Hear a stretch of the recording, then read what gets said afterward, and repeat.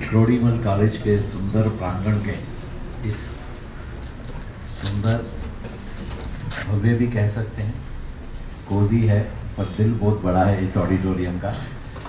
हम सबको बड़े अच्छे से यहाँ पर इस सुंदर सेमिनार के अंदर सहभागिता करने का सौभाग्य यहाँ मिल रहा है। और यहाँ उपस्थित मेरे सब युवा मित्र, बंधु, भगिनी और मंचासीन हमारा जो सम्मानित मंच है, आचार्य प्रोफेसर दिनेश खट्टर जी, जिनकी प्रशासनिक योग्यता से तो हम सब सुपरिचित है ही हैं, उस सबके साथ में वो अपनी सुंदर मुस्कान के साथ जो अनेकानेक कार्य करते हैं और जिस तरह से उन्होंने इस कॉलेज में, इस महाविद्यालय में परिवर्तन लाया है, हम सबके सामने वो एक अपने आप में उदाहरण है। हमारी बहन प्रेरणा जी, जिन्होंने ना सिर्फ अपनी शैक्षणिक कार्यों से जो जो दायित्व उनको मिला उस दायित्व को पूर्ण किया है, उस सब के साथ में एक बड़े ही उत्तम कार्य को अपने हाथ में लिया है, जो आज की आवश्यकता भी है, हिंदू स्टडी सेंटर के द्वारा। बहन गीता सहारे जी, हम सब ने अभी उनका उद्बोधन सुना। उनके उद्बोधन में उनके नाम के अनुरूप काफ़ी सारे संदेश मिले हैं। गीता का संदेश भी उन्होंने दिया है और उन्होंने ऐसे ऐसे हमको टिप्स दिए हैं जिनके सहारे हम अपने अनेकानेक कार्य कर सकते हैं, चाहे अम्बा में पिक्चर देखनी हो, चाहे हरिद्वार जाना हो, और भी अनेकानेक ज्ञान मिलेंगे, मुझे पूरा विश्वास है। डॉक्टर तनु जैन जी, हम सब सुपरिचित ही हैं। डॉक्टर तनु जैन जी अपने आप में एक उदाहरण है। उन्होंने जिस तरीके से अपनी शैक्षणिक कार्य पूर्ण किया, उसके बाद में आईएएस बनी और आईएएस बनने के बाद हम सब युवाओं को एक दिशा प्रदान करने के लिए आईएएस की सर्विस को छोड़कर एक इंस्टीट्यूट बनाई और उस इंस्टीट्यूट के द्वारा वो जिसके ऊपर अपना हाथ रखती हैं, तथास्तु बोलती हैं, वो आईएएस बन जाता है।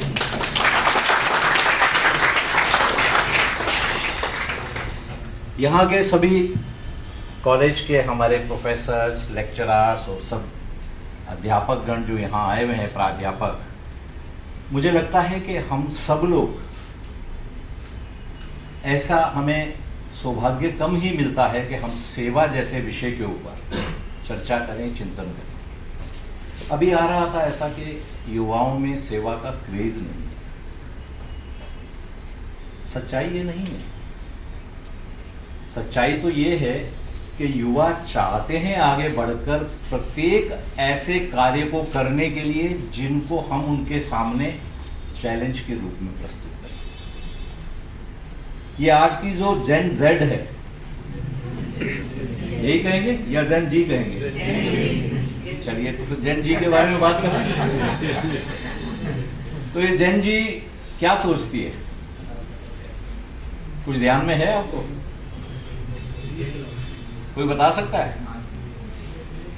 हम आपको जवाब भी दे देते हैं। ये जेन जी कुछ सोचती नहीं है, सिर्फ करती है। इसके लिए एक ही नाइके प्रिंसिपल है।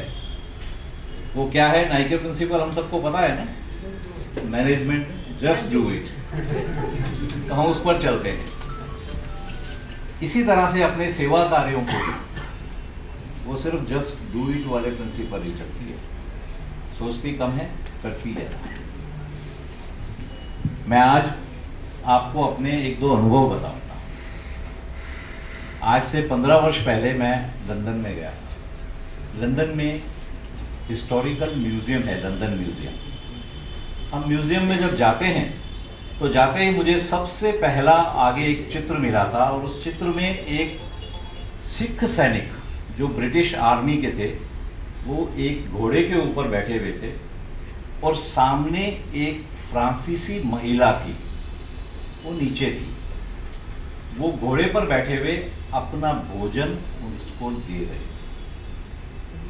एक सिख सैनिक जो ब्रिटिश आर्मी से जो गया वहां पर युद्ध पर, और उन्होंने विजय प्राप्त की फ्रांस के ऊपर, उस फ्रांसीसी महिला को अपना भोजन दे रहा। ये आज भी चित्र लगा हुआ है अगर हम लंदन म्यूजियम में जाएंगे। मैं उसके बाद में गया था वेटिकन सिटी में। वेटिकन सिटी हम सब ने नाम सुना है। वेटिकन सिटी में जब हम गए तो हम रोम में से जाते हैं, हम वहां पहुंचे, हमें लगी प्यास।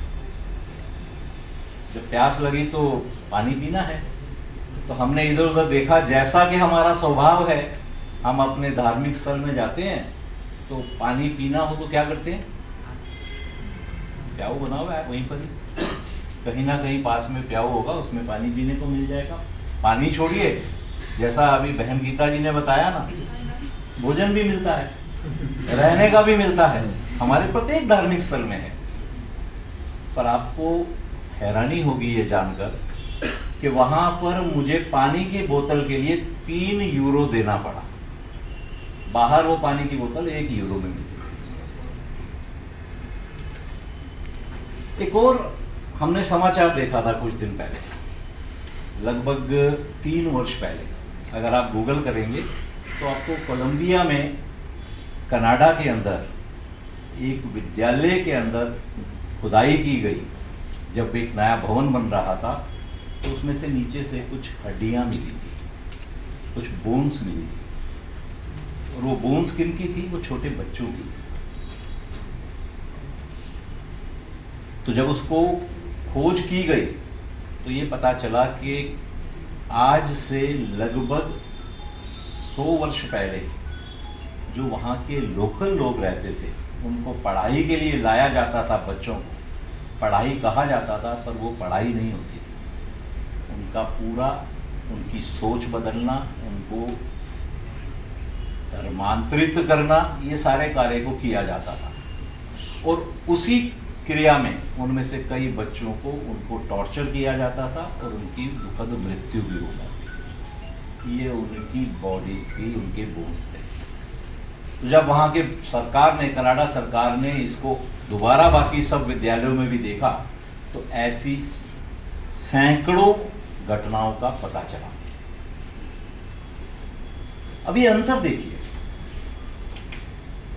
हमारी सभ्यता में, हमारी संस्कृति में, हमारे धर्म में, और हम जब बाहर देखते हैं वहां पर ऐसा क्या है कि हमारे यहाँ पर प्रत्येक गुरुद्वारा, प्रत्येक मंदिर, प्रत्येक धार्मिक स्थल सेवा करने के लिए तैयार है। और हम सब भी उसी भाव से सेवा करने के लिए तैयार रहते हैं।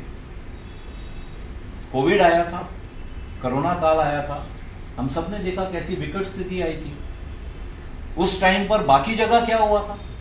यूरोप की खबर हम सब देख रहे थे ना। यूरोप जिसको सबसे ज्यादा सिविलाइज्ड माना जाता है, सबसे ज्यादा डिसिप्लिन्ड माना जाता है, जहां की सरकारों का प्रशासनिक ढांचा सबसे ज्यादा चुस्त दुरुस्त माना जाता है किसी भी ऐसी आकस्मिक घटना से निपटने के लिए।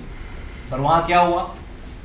वहां पर सड़कों पे लाशें पड़ी हुई थी, पब्लिक मान नहीं रही थी, लोग सड़कों पे गिरे हुए थे, मर रहे थे। और जो उनके हॉस्पिटल इतने अच्छे माने जाते थे, वहां पर कोई सुविधाएं नहीं प्रदान हो पाती। और वही आप यहां पर देख लीजिए, यहां पर एक बार प्रधानमंत्री ने टीवी के ऊपर आकर कहा कि भाई एक आपदा आई है, इस आपदा से हम सबको मिलकर जूझना है और विजय प्राप्त करनी है। हम सब लोग अपने घर में रहेंगे, हम सब लोग अपने घर में रहेंगे, पर घर में रहकर भी मेरे पड़ोस में कोई भूखा नहीं रह जाए। कोई भी मेरे आसपास में, बड़े सारे लोग ऐसे थे जो कि रोज कमाते थे, उन बेचारों को तो नहीं मिल पा रहा था। तो उनकी चिंता करना, ये सब हम सब ने मिलकर किया। जब वैक्सीन बनानी थी तो वैक्सीन बनाने के लिए हमारा प्रशासन ही, हमारे देश के साइंटिस्टों ने, वायरोलॉजिस्ट ने ही उस समय रिसर्च की, स्टडी किया और एक ऐसी वैक्सीन बनाकर दी जिसके द्वारा ना सिर्फ भारत में 300 करोड़ फ्री डोसेज मिली, उस सब के साथ में विश्व के 70 देशों को भी हमने फ्री वैक्सीन दी। यही समय था जबकि हम सब लोगों ने मिलकर ना सिर्फ अपनी चिंता की, अपने परिवार की चिंता की, अपने अड़ोस पड़ोस वालों की चिंता की, पूरे विश्व की चिंता की, वसुदेव कुटुंबकम के अपने सिद्धांत को सबको बताया। हम सब लोग सौभाग्यशाली हैं कि हमारा जन्म इस देश में हुआ। हम सौभाग्यशाली हैं कि हमें ये संस्कृति, ये सभ्यता हमें मिली है। हम सब सौभाग्यशाली हैं कि ये पुरातन ज्ञान हम सबको मिला है। हमारा कर्तव्य है कि अपने इस ज्ञान, अपनी इस संस्कृति, अपनी इस सभ्यता और अपने बड़ों के द्वारा जो हमें संदेश मिला है उसको अपने जीवन में उतारें, अपने जीवन को सफल बनाएं और सेवा कार्यों को करते हुए अपने देश को सबसे आगे लेके जाएं। यही एक छोटा सा संदेश हम आपको संत ईश्वर फाउंडेशन की तरफ से आज आप सबका बहुत बहुत धन्यवाद। आप सबने अपना अमूल्य समय यहाँ पर दिया और इस विषय के अंदर हमारे साथ साझा हुए। और मैं अपनी जो संत ईश्वर परिवार की टीम है उन सबको भी कहूँगा जरा आगे आए। ये सब लोगों ने यहाँ पर इस कार्यक्रम का आयोजन आप सबके साथ से मेरे मिलने का प्रयोजन बनाया, इसके लिए भी इन सब का साधुवाद, अभिनंदन। बहन माधवी हंस है, तो देखिए स्वयं आप देखिए वो खुद स्वयं शारीरिक रूप से अभी थोड़ी सी कमजोर हो गई हैं, और मैं आपको एक बात बता दूं, हम सबके लिए आदर्श हैं और वो स्वयं अभी सचिव बन के इस संस्था का कार्य संभाल रही हैं।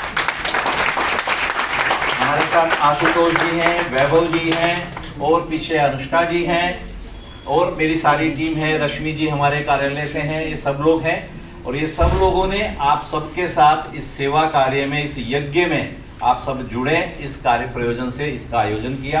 आप सबका बहुत बहुत धन्यवाद।